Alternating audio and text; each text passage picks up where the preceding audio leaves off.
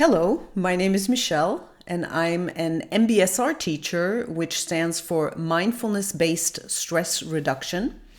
And I would like to begin a series called Practicing What I Teach, where I take one idea that I teach in my classes and one real-life moment and what happens when these two meet. So I'm going to talk about a technique that I teach in many of my classes. It's the red balloon technique. When I do my meditations, often, especially at the beginning in teaching meditation, you use the breath as the anchor, as a way to practice focusing, as a way to practice observing. And so the intention is to observe the breath as it enters your body, expands, your body expands, your lungs expand, your belly expands, and then you observe the breath as it leaves your body, just kind of following the flow of the breath. When you're doing that for 5 minutes, 10 minutes, 20 minutes or longer, inevitably your thoughts will pull at your attention. So you will get distracted by your thoughts. This is normal, this is okay. Often we don't know what to do. Even noticing that our thoughts are pulling at our attention is a form of mindfulness, but sometimes we don't even notice it. So we might meditate for about 20 minutes and we haven't even realized that we've been in thought most of the time. So what I like to give as a technique is an image. And the image is whenever you notice that your thoughts are pulling at your attention, take these thoughts and put them in a red balloon and let the red balloon float away into the sky, into the universe as far as possible. You can always return to the thoughts afterwards. But in this moment, just visualizing the thoughts going into the red balloon and letting them float away seems to work for most people. In this particular moment of teaching this class, one person afterwards gave me feedback that she was very confused by the red balloon, that it was really hard for her to visualize a red balloon. Just even the color was something that she was having a hard time keeping her mind visualizing. And she was even irritated by that.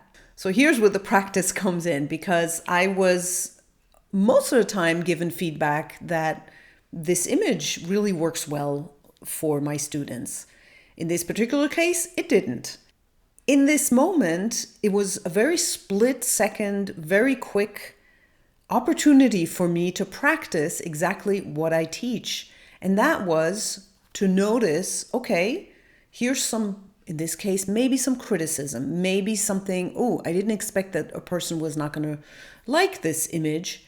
And so I used this really brief moment to observe what was going on inside of me. So while she was talking, this was my opportunity to watch what's going on inside of me.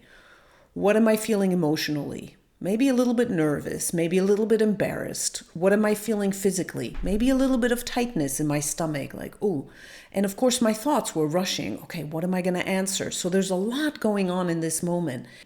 And then I chose to respond in a non-defensive way, thank God, and tell her that that's okay. It doesn't have to work for everyone. And so I gave her a couple of other options, alternatives to the red balloon. So for instance, the clouds in the sky. So the thoughts being like the clouds in the sky and just watching the clouds pass by.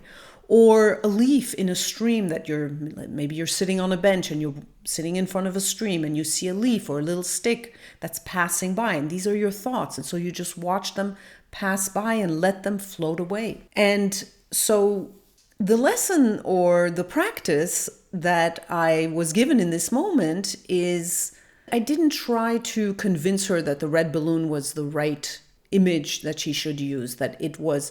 I acknowledged it within myself, and I acknowledged with her that not everything lands, not everything resonates. And of course, when you're being guided in a meditation, you want to, of course you want to feel like it works for you, but sometimes it doesn't work. Sometimes a meditation doesn't go the way you'd like it to go. And sometimes the teacher says something that doesn't work for you. In the end, it was fine. She was okay with that. She liked the other images and she said she would like to try them in another meditation.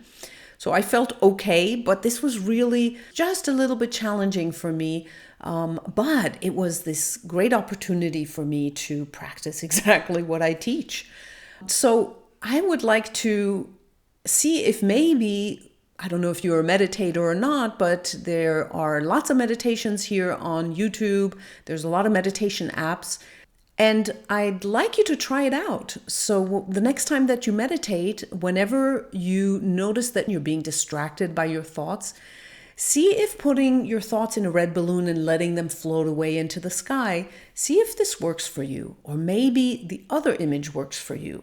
The clouds in the sky, or the little stick, or the leaf in the little stream in front of you.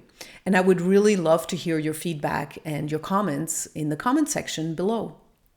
So thank you very much for listening to my little story, and I very much look forward to seeing you next time. Have a great day and take care.